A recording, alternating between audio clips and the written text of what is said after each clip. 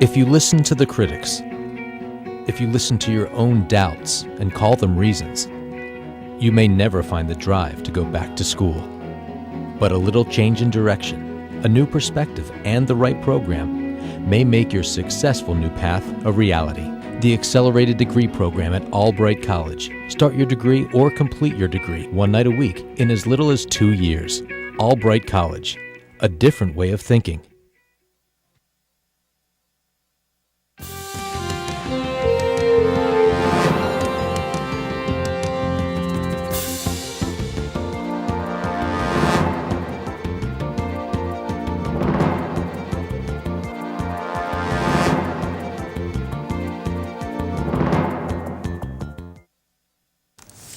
Good evening, and welcome to the Albright Scholar for November 2017.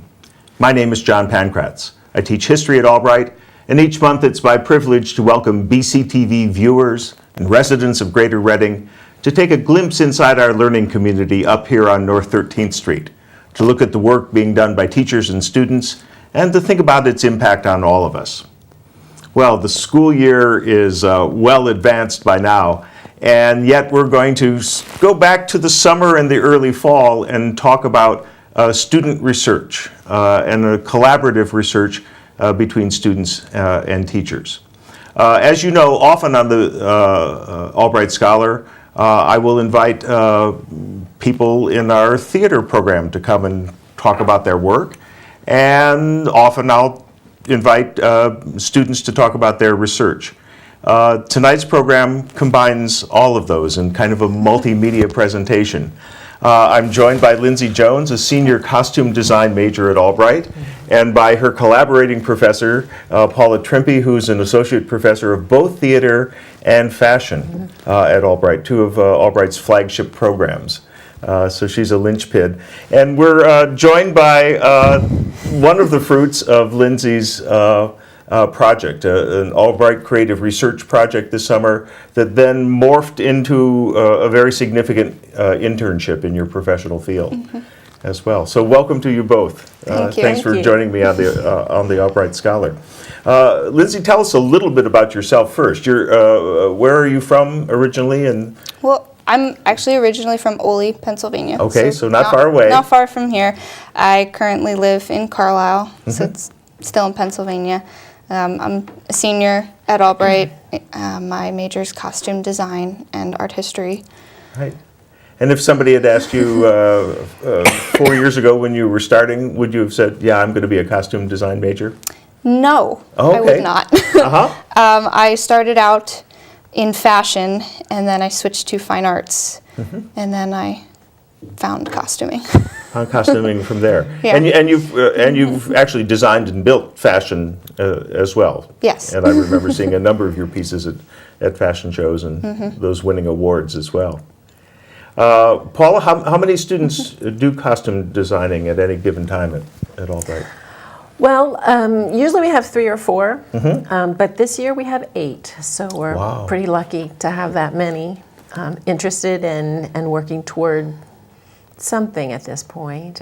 Right. I think there's a few that are just kind of trying the waters, but I think they'll come through. It's an interesting skill set, isn't it? It really is. Because it involves the garment itself and then all the techniques it takes to build that. But there's also a strong intellectual component. Sure, you have analyzing theatrical texts and making sense of that world. Create the character on stage. When you think about someone like Carol Burnett and the wonderful characters she created. Bob Mackie was really responsible for her visual look when she did those characters, and she's just a real excellent example of the way in which an actor works with a costume designer.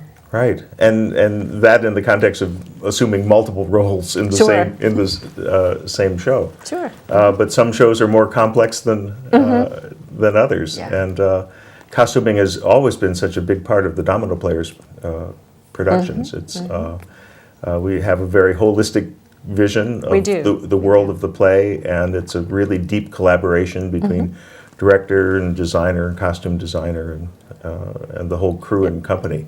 Now, Lindsay, you've worked on Domino Players productions. Yes, for the past 2 years. Okay, and getting to see your creations up there on the stage, moving, inhabited by some of your fellow students. Yeah, it's really nice and fulfilling to see something that you've worked on for maybe months at a time, and then you get to see it come alive Right. when the actor's in character. Right. When it's inhabited and when the lights are shining on it as well, and it becomes visible to everyone. But you're probably too busy to bask in your glory because you're backstage trying to Yes. get these costumes on and off people, right? Yeah. Is that a major challenge or an adventure? It is an adventure. For most of the Domino Player productions, it was pretty simple. There weren't too many hard changes. I had an internship this summer where we had some changes that were under a minute. We had to change full costumes, so Wow. that was a challenge. Well, let's talk about this summer. Paula, I know that you've been connected for many years with the Utah Shakespeare Festival. I started with them when I was in grad school, my first year Wow. of grad school. And just like Lindsay, I had a teacher who said, hey, I got somebody you need to meet because you'd enjoy working for them. And I met Jeff Leader, who's the director of costumes at the Utah Shakespeare Festival, and I've been going since then. This summer will be my 30th year Wow. doing that. Wow. And so I said to Lindsay, you want to have a great experience, why don't you come out to Shakespeare with me? And get yourself involved in a shop that's really a big shop. Now, Yeah. there's 65 people that, usually give or take one or two, that work in the shop out there. Over the course of a summer or a Yeah, season? for a 2-month build. And then we prep usually 6 main stage shows, 3 of which are Shakespeare and then 3 of which are other plays. And then we have a green show, and I'm the designer of the green show. Okay. It's the one everybody comes to see while they're waiting to go and see the main stage shows. But it has a wonderful company of actors who are apprenticing and will take some of the minor roles on the main stage, and then they eventually work right into the main stage. And then they lead bring in roles. other professionals as Sure. well for the major roles. Sure. So this is a big regional theater. It is, in it a way is, For, yeah. for the whole West. So I contacted Jeff, who gave me my chance, and he gave Lindsay a chance this year, and I think she had a great time. She can Yeah. speak for herself. All right. So you were both sponsored by an Albright Acre, and you worked on this creation Yes. sort of during your spare time out there, Yeah. but then you continued to work on the builds and as dresser on these shows. Yeah. Now, are the Shakespeare productions, are they always in Elizabethan period garb, or? No, the shows I worked on were in multiple different timelines. I didn't work on many Shakespeare shows. I just worked on Romeo and Juliet, and that was in the Elizabethan time period. Shakespeare in Love kind of was, but kind of not. It had a little more modern element to it. Okay. And then I worked on Midsummer Night's Dream. That was set in the 20s. The 1920s. Yes, 1920s. And then I worked on Guys and Dolls, which was set in the 40s and 50s Sure. kind of time period. And their fall show was The Tavern. It was a newly written show, and it was based in Utah. And it didn't particularly have a time period, but had an Old West feel to it. Okay. So real variety of Yeah. styles and different kinds of garments and probably different techniques needed to build them as well. Definitely. Yeah. I think we have some images of the Midsummer Night's Yeah. Dream costume, and we'll see if we can pull these up. Let's call up this one first. There. We can sort of see that. Yeah. What are we seeing here? That is Theseus and Hippolyta, 2 of the main leads Right. in Midsummer. The Hippolyta was an Amazon before she got married.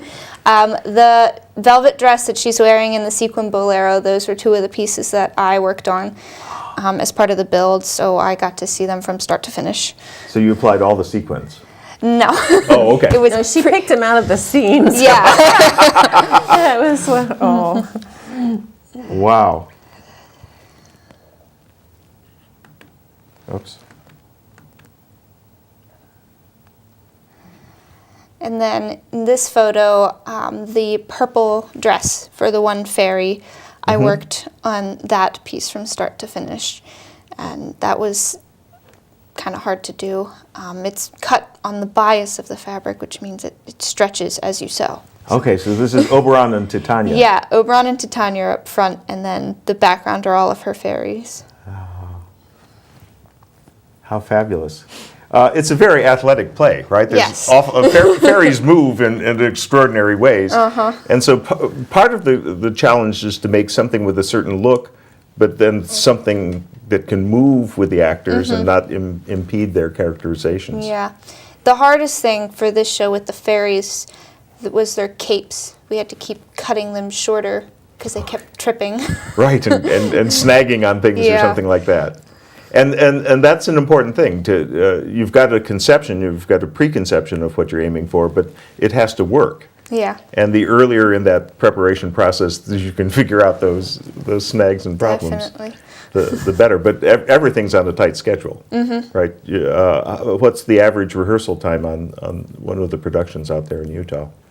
Well, they begin the first week of May, and they usually open around July 1st, that first week of July, so about 2 months. Okay, so they've been working on all the shows. But the casting is probably, they're actually hiring designers now and directors for next summer, and they probably will have auditions and be looking for casts just after the Christmas holiday. Okay, but they'll know the set and the costumes Oh yeah, before that's then. way ahead of time. Yeah.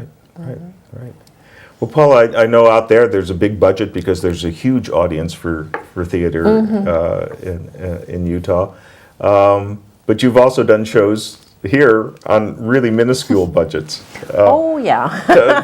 Tell us about that challenge. I hope that many folks at home got to see the Domino Players production of Candide, Of Candide, which yeah. was a wonderful show and a great looking show. Right. I did not stop to look and see how many costumes we actually made for that. I usually count them because I want to know. The average player had didn't 4 dare. different roles. I just didn't dare. But we headed down to Lancaster to an outlet where they had fabric, and I was able to get this big, huge bolt of gold fabric for the men's pants for $2 a yard, which is Great. almost unheard of. Yeah, that's a deal. And we have collected bolts of fabric that were under the cutting table, and we pulled all those out and went through boxes and storage I haven't been in, since I came here 10 years ago, and just pulled magic out of hats, really, to get that done. And I haven't added it all up yet, Yeah. but tiny. My budget out in Shakespeare to do the little 45-minute green show with eight players is more than the entire budget for costumes here the at season. Albright for the season. Yeah. So it's a challenge, a creative challenge. Yeah, making magic out of nothing. Out of nothing. Yeah, Poof. yeah. And you've observed that process. As which is better, having to make magic or having full funding for all your dreams? Having full funding is nice, Yeah. but I think there's something special about making magic out of what you can do out of so little. Yeah. I'm really glad that the Acre program's funded well, because we didn't have to make magic to make Yeah. that tutu Right. You were there. able to. There's an equipment budget, and I assume that covered much of the material here. Yes, it did. Great. Tell us a little bit about this. This, of course, is a costume for a ballerina. Yes. Are you a dancer yourself? I kind of am, not with ballet. I do swing dance. Okay. But yes, this is a ballerina costume. So this is the typical classical Balanchine tutu that people see, also called the pancake tutu. Okay. And so it's associated with Balanchine. He Yes. sort of required that, or Balanchine was very big on having the flat tutu in most of his productions. You will find the romantic tutu, which is long, longer. very long and draped. They are in productions as well, but this is what most people think of when they think of ballerinas And Swan Lake. And yes. Something that's almost bird-like in some regard. Yeah. What should we know about the build? It looks extraordinarily complicated. It's not terribly Is there complicated. a set pattern, or did you build the pattern, or did you build it for a particular person? We didn't build this one for a particular person. We fit it to a dress form.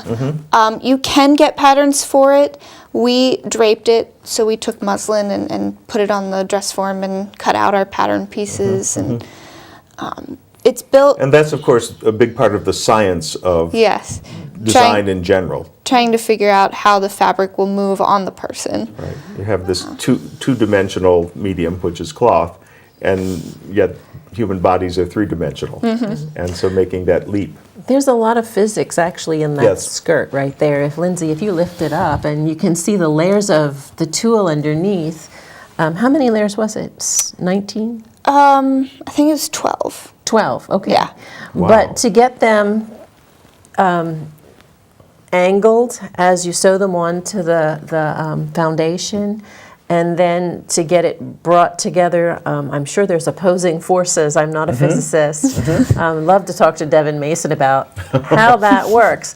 And I wasn't sure how it was going to change from this giant poof on the table down to this flat pancake that would actually Right. stick out horizontally. And that would have that spring to it. Yeah, and I think that's the beautiful thing about the acre. Lindsay knew a little bit about this because she's been working in it for a while, and I knew a lot about construction, but didn't know how that happened. And so when you work on an acre, the idea behind it is that the professor learns as much as the That's student right. learns, and it's a very collaborative Right, thing. I think at some schools, students are research assistants, and the professor has the project all mapped out, and the student is doing the work. Right, But so- in this case, this was a mutual We exploration. both Yeah. learned from this, and it was just delightful. I mean, I always wanted to learn, and I was glad to have her to learn from. And then there were things that I could show her about boning and in understructures that Right. she learned from So me. this is all stiffened with Yeah. some sort of boning. In the seams here, we have spiral boning, so it's stiff, but it still moves. So if it were Okay. to be worn, you could dance in it. And is that made out of metal, or? Yeah. And it just kind of spirals like this. So then it'll move to the side, but it's stiff. And probably, if you're a dancer, it feels sort of supportive. Yeah. I know that athletes are really into their uniforms, and football players take, I think, a lot of encouragement and strength from all that compression and all those stretchy fabrics. Well, with the bodice of this and then the boning in it, it sort of mimics a corset. Right, right. And a lot of people think of corsets as being these very uncomfortable, constricting things, but actually, if it's made for you correctly and properly, you just kind of sit into it, and it's a support for your back. And the same with the tutu. I think if it's made properly and really fits well, it's easy to move and do what you have to do.